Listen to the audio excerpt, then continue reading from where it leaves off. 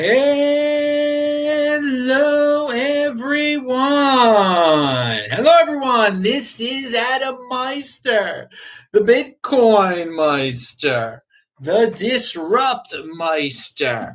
Welcome to the One Bitcoin Show. Today is March the 1st, oh my lord, 2021. It's already March. Strong hand, long-term thinking. Bitcoin is the next Bitcoin. It's unconfiscatable. Don't FOMO on alts. Have a backbone. Anti-chaos. Be a unique beast. I'm offended by selling. Compete, don't complain. We're going to talk about that today. Hello, my elite friends. Check out Friday's show. It's linked to below. Best freaking guest in the space. I bring you here. All right. If you got questions, I have answers. Type in BitcoinMeister. Do a super chat. Get my attention. 21 Bitcoin right now. 21 Bitcoin make you a freaking millionaire. All right. So I just want to announce, everyone knows I'll be back in Baltimore on April 24th for March 24th for Passover. I'm in Miami now, but then I'll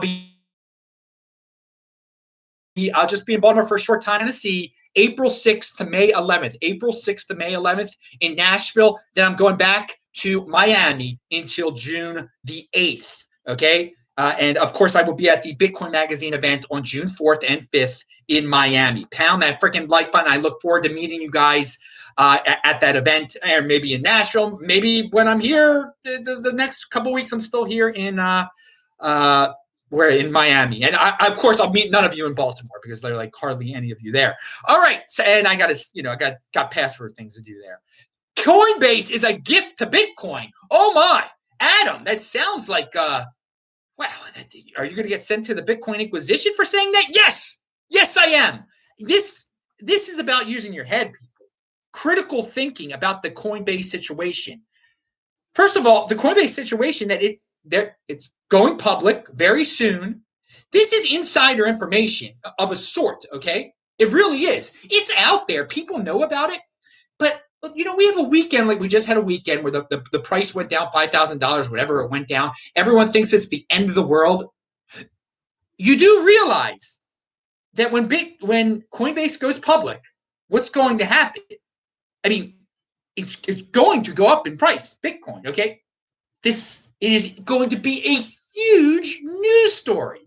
Mainstream, they are a profitable company already going public. A profitable tech company that's very rare. Very, very rare. So they're going to do us a lot of good when they go public, okay?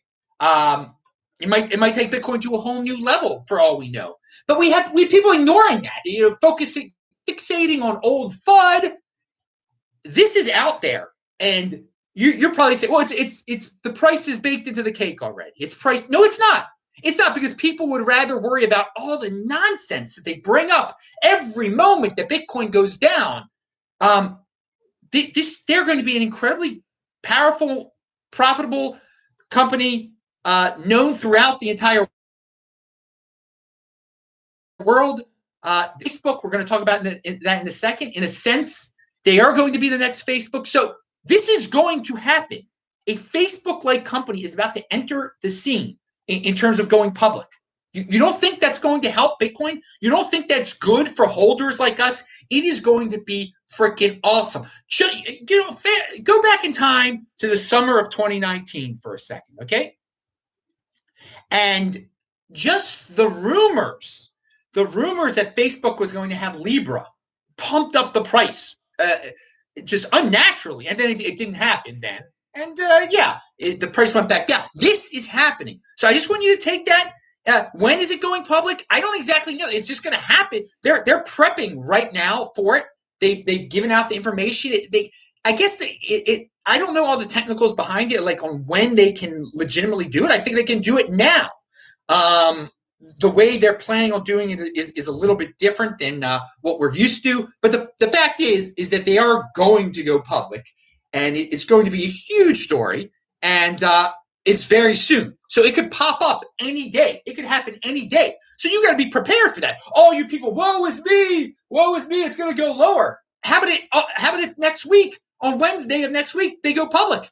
It's not going to go lower that day. Is it ever going to dip below that again? I don't know. All right. Someone says the Coinbase needs a consultant for writing smart contracts. I think like hey, Joe, contact Coinbase. Coinbase, we had John, who is in charge of Coinbase. They're doing great things. I do their TikToks. The TikTok is linked to below. If you want to talk to them about working for them, go ahead. He's open to lots of ideas. Do you think Coinbase stock will move in line with Bitcoin? Yeah, at times, a lot. But you got it. What we're going to get into is that the reason so many people blindly hate on Coinbase is because they sell altcoins. Okay, so there could be a situation where Coinbase, where Bitcoin zooms to the moon, and some major catastrophe happens with altcoins. That probably wouldn't be good for Coinbase. But generally, as Bitcoin goes up, Coinbase, the stock of Coinbase will go up generally. But they do have a lot riding on altcoins too, and that they're welcome to do that.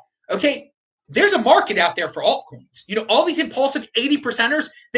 There's a reason they're called the 80%. They make up the majority. The majority of people do foolish things with their money. So they serve that niche. Okay, it's more than a niche, isn't it? It's more. Pound that like button, everybody. It's more than. I'm happy to be freaking alive, baby. Will Coinbase sell Dogecoin? Yeah, they probably will eventually because they cater. Don't they already? I don't know. But yeah, they sell worse than Dogecoin already. So why not go there? It's better than half the stuff they sell. Again, it's the general world will be aware of Coinbase, and they like things like Dogecoin. So they cater to a market. Now, a lot of people have also pointed out in the past, when I post on Twitter or a video where it shows, I bought a Bitcoin for $220 once, or I just bought 2 Bitcoin for $10,000 total. So instead of people saying, you know what, Adam, you've gotten rich because of Coinbase. You've done very well. They say, you bought at Coinbase? Okay, I want everyone to go back in time here. When I started buying Bitcoin in 2013, when I bought my first 2 for a combined a little over $1,200, okay?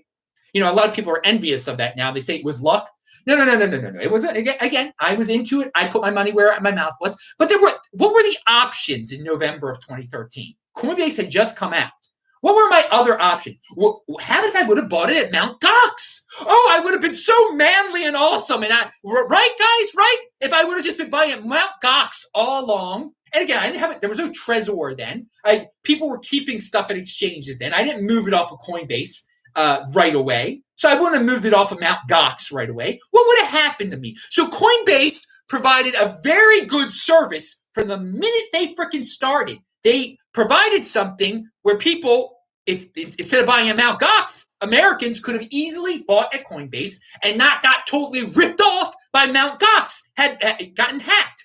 Coinbase has never been hacked. Now, I'm not saying don't keep it at a third party, but let's go back in time to 2013, 2014. What were the options? The people who bought at Coinbase and who have foolishly kept their Bitcoin there all this time, well, they're millionaires. They should have get their Bitcoin off of Coinbase, but Coinbase was so all the people out there, oh, you bought at Coinbase? What, you wanted me to buy at Mt. Gox? Do you even know the history, people? Okay, so from the minute they started, they provided a service for Americans. Eventually, they made it easy for Americans to buy altcoins with fiat, which is, whatever. That's their thing. There's a market for that. So there's a lot of hatred for Brian Armstrong out there. Oh, he's a billionaire. It's wrong. He's a billionaire. No. Why is it wrong? Why is it wrong? I'm linking to an article below. He's already one of the richest 500 men on earth, or something like that. We'll cover that in 1 second. I'm jumping my head. I'm going a little off script here. Let me go to my script. I want to make sure or my notes. And so I was thinking of this when I was running the other day. So it's a garbled mess. Everything that I wrote down when I got home, but. So I want to remind everyone. They're going public. This is coming. It's unavoidable. It is unavoidable. And so you have that insider information, and you can cry and scream, oh, it's not really insider information. It sort of is, but by the way that people try to flip and trade and say, "Oh, I'll get it, I'll sell now, and it's going to go lower." When that happens, okay. Now, yes. So, all right. Yeah. So there's so much noise out there. There's so much noise out there. This is what you need to focus on. They're going public. That's not noise. Now, Brian Armstrong's worth between $7 billion and $15 billion. The Coinbase CEO is among the world's 500 richest people. Okay, so what? Great, he's a billionaire. It would be better if he was a trillionaire for us. Okay, it would be better if he was the richest man on earth. We'd be doing quite well also. So critical thinking people here, just don't follow the herd when they go piling on Brian Armstrong, when they go piling on Coinbase. What's wrong with these things? It's great for us. It is going to be very good if you're a Bitcoin holder. He stuck up against cancel culture when all these CEOs are licking the boot. Okay, he stood up against that. But no, he's the villain. He's this because he sells altcoins. He's horrible. This is how irrational the Bitcoin Inquisition is. Totally irrational. Totally lacking critical thinking. Now, has his business dealt? You can rip on him for they've dealt with companies that do research into the history of the Bitcoin, where you got it from, tracking your Bitcoin, et cetera, et cetera, et cetera. Okay, it is true. They do deal with companies that I wouldn't deal with, whatever. But he wanted to get in good with the government. Okay, he'd be that much further away. It's sad that we live in an environment where you have to, get in good with the government in order to go public.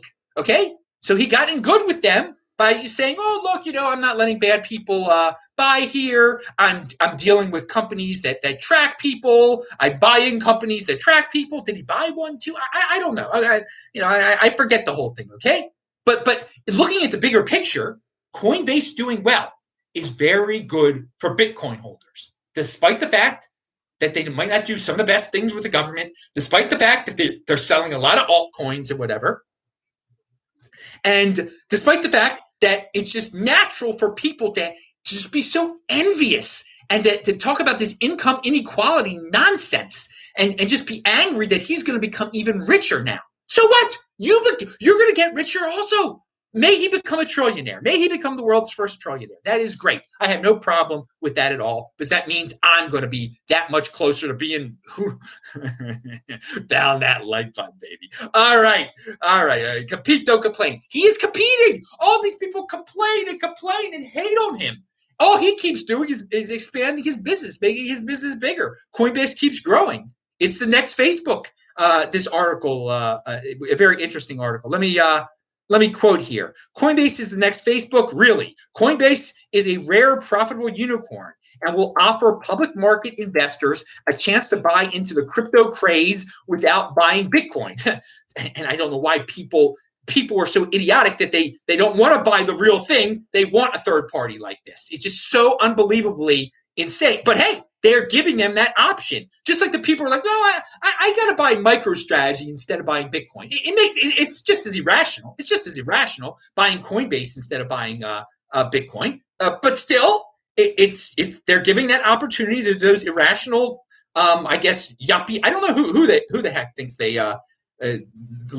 thinks that's the way to buy Bitcoin is by owning Coinbase. But whatever, they're traditional financial people like that. Coinbase's stock is poised to soar when it debuts, and again, that'll probably make Bitcoin soar, because the company is built to be a bank, and banks make money. The cryptocurrency giant's public listing will be the most valuable of any U.S. tech company since Facebook. Again, let me repeat that last part. The cryptocurrency giant's public listing will be the most valuable of any U.S. tech company since Facebook. Oh, no, but it's a bad thing. Oh, I'm so jealous. Think about that for a second, what I just read there. Oh, got a little spittle there. I'm excited. So, yeah, I agree with a lot that was there. And I talk about, all the screaming Karens.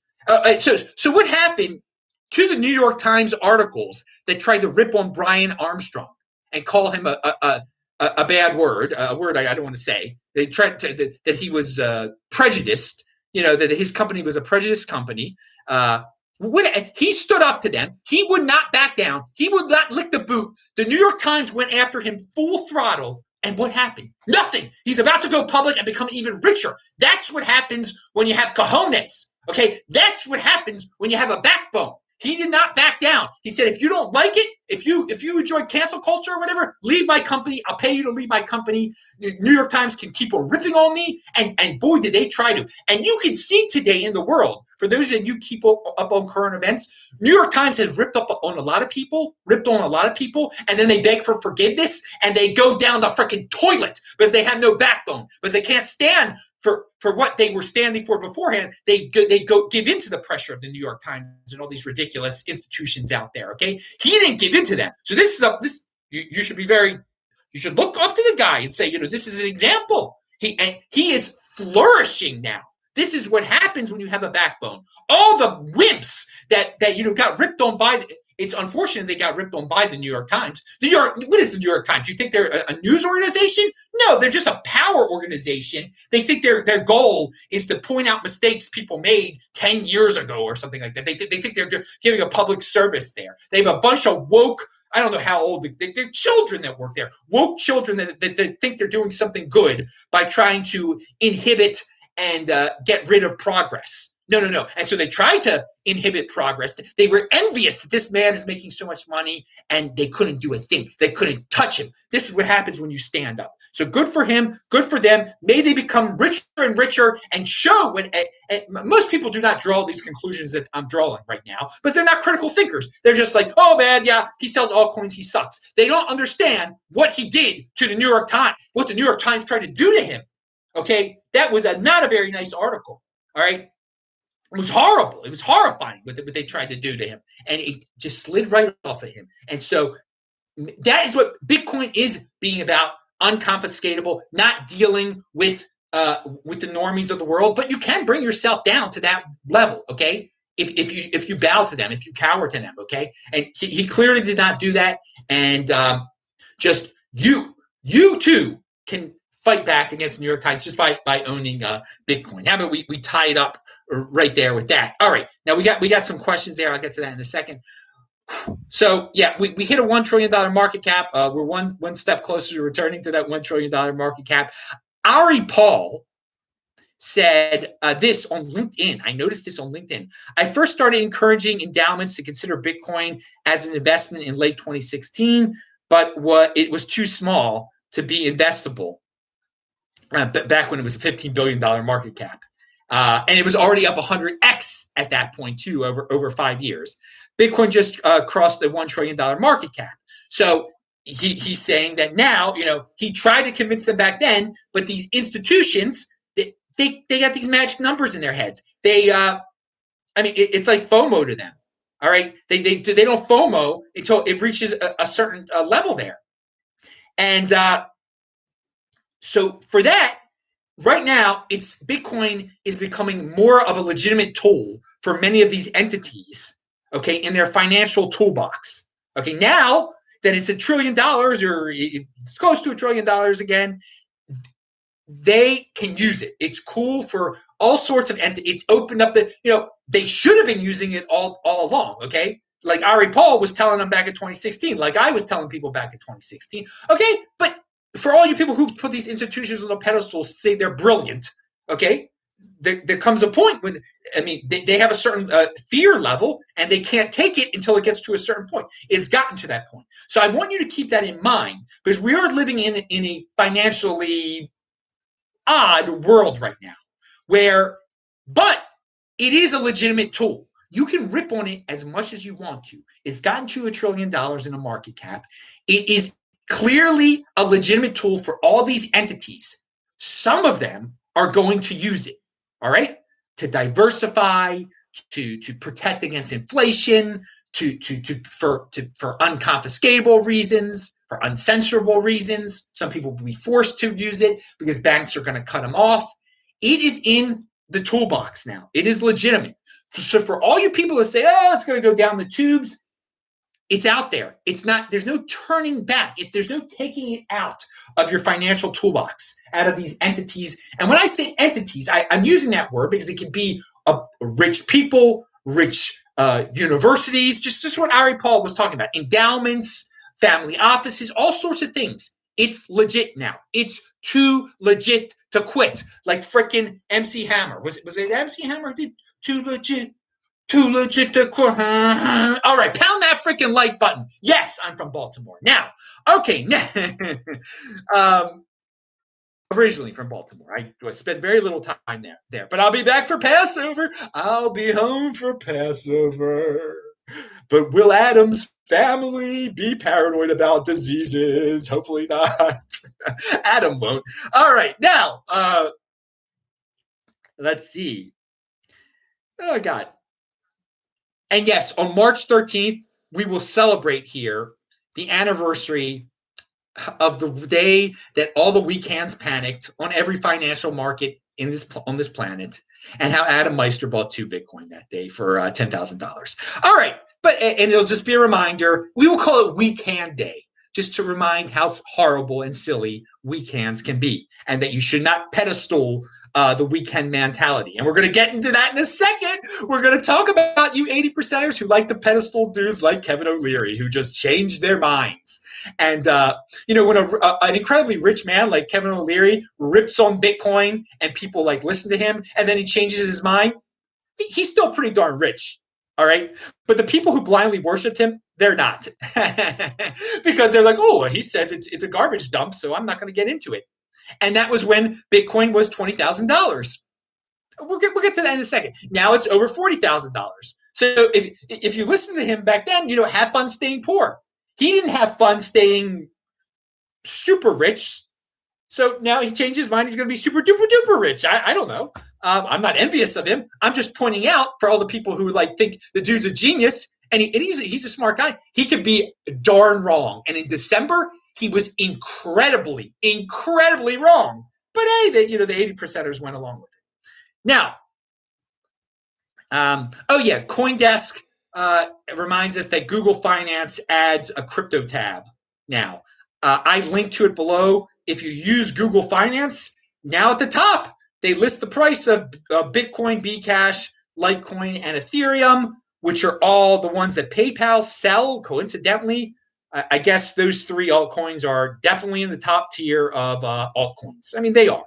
But Ethereum is the next Ethereum. It's superior to Bcash and Litecoin. But why get into arguments about what altcoin is superior to another altcoin? Bitcoin is next Bitcoin. Eric of Last Resort says, it's not a waste of electricity to secure your hard-earned money and your precious time on this earth. Yes, it isn't. It's not a waste of electricity to secure your hard-earned money and your precious time on this earth. That is linked to below. He watches this show. I hope he's watching right now. Let's see what questions we have here.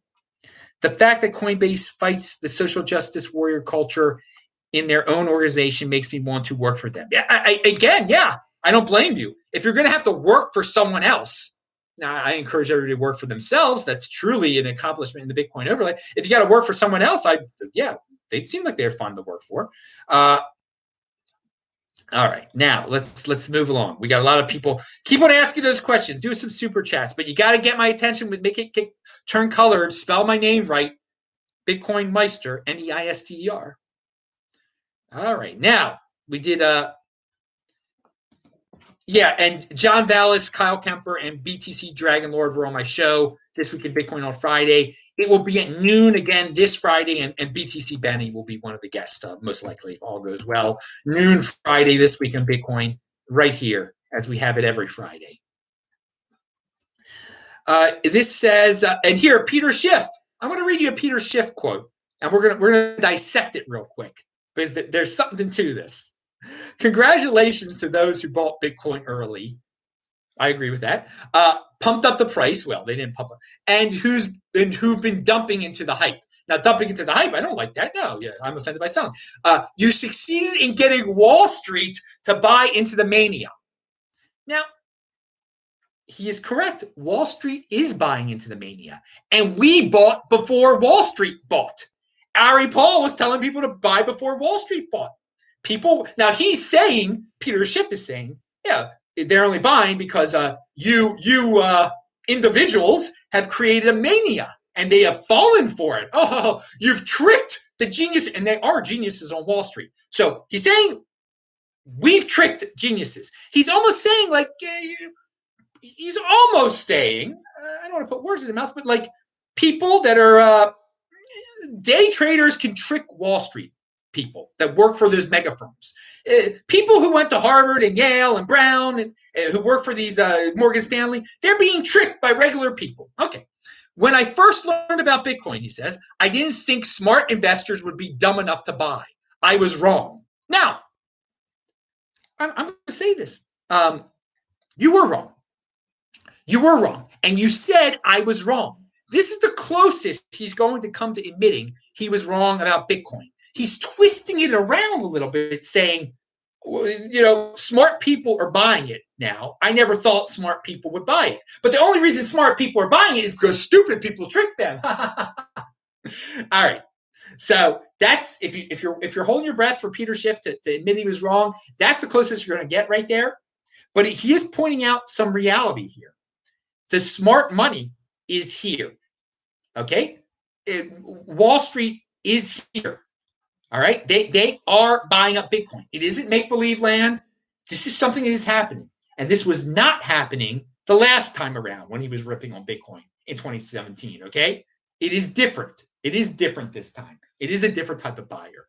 And, you know, you can live in a fantasy world and think they're being tricked and fooled by unintelligent people. That's fine. Okay, whatever.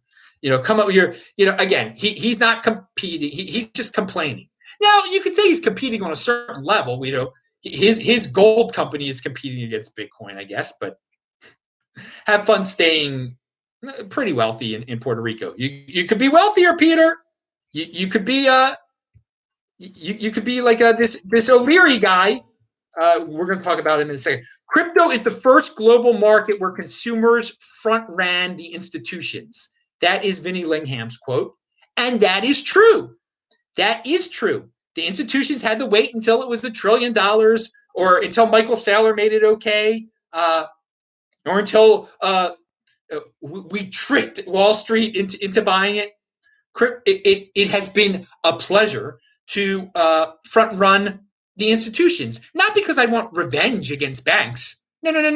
It's been a pleasure to buy Bitcoin before the banks did, because I've become very wealthy because of it. For me, I don't care about destroying banks at all. Banks are going to they're going to do great off of this. The people who are going to do horrible off of this are the people who just hate banks, who hate everything and refuse to do anything and just complain all day long, okay? Who are no coiners. They're the ones who are going to do the doomers, the people who are scared to live. This is about, you know, living, buying, being in motion, okay? The people who are stuck in their basements, scared of diseases and stuff.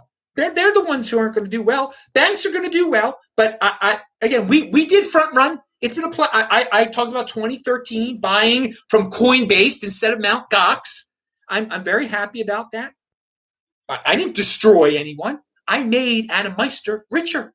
I made Adam Meister incredibly free to travel this whole freaking planet and not have to worry about my future or my family's future at all. Pound that like button. Now, I mean, I don't know what retirement insecurity is. I don't know what worrying about retirement is. I don't know that concept because I was in motion in 2013 and 14 and 15 and 16 and didn't listen to FUD and didn't listen to Peter Schiff, and I used critical thinking. All right, so let's continue. And I bought a Coinbase. Oh! It's such a joke when I hear people. I know people are like 80%ers when I post those things on Twitter showing that I bought Bitcoin for cheap.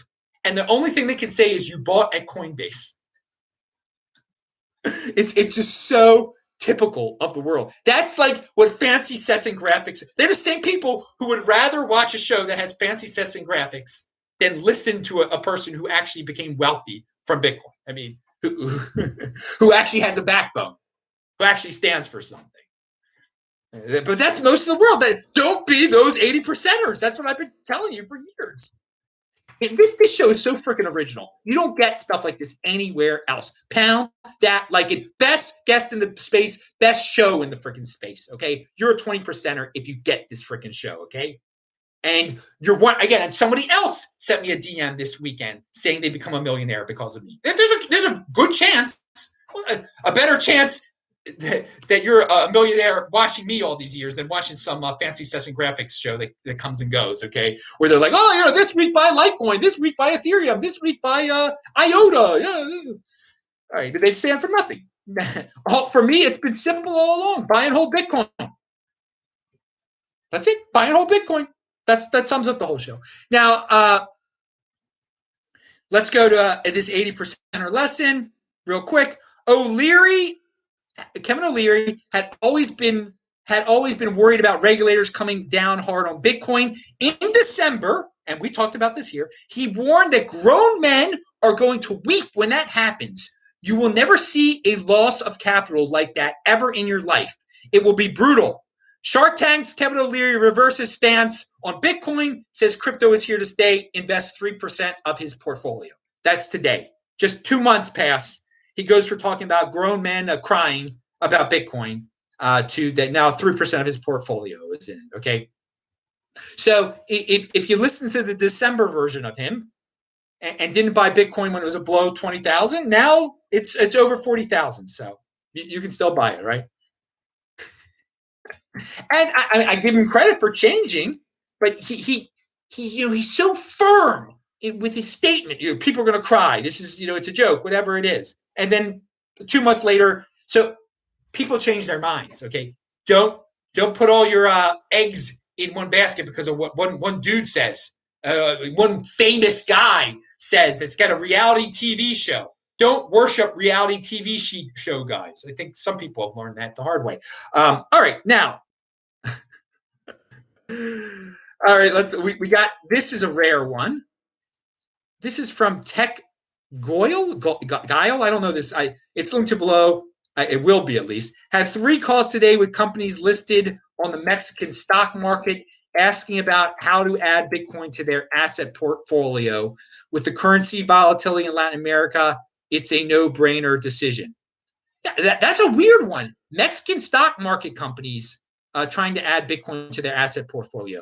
We got to expand our minds here. It's not just European and North American companies, Canada and United States, buying Bitcoin.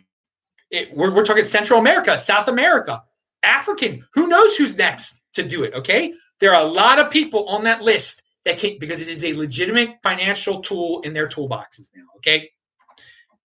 Bloomberg article here says something that I have been saying for years. They finally got around to realizing this. This is what happens when you listen to the mainstream media. You're that far behind. If you want to bet on Bitcoin, bet on Bitcoin. If you really think that cryptocurrency is a winner, don't bother with Bitcoin-related companies. Invest directly. I said that before with Coinbase. I said that before with MicroStrategy. I've said that before with these ETFs, whatever, going to come out. If you think it's the winner, buy it. Don't try to play all these fancy games and try to buy it indirectly. What's buying indirectly mean? What is that? That's not real. You didn't buy it. The only way you own something is when you directly freaking buy it and you control your private key. JF4018 says, BitcoinMeister, you made my retirement. You made my retirement after you visited me in Dublin. Thanks to you. JF, I loved being in Dublin. It is and I'm great that that there was someone else there who had already become a Bitcoin millionaire at that.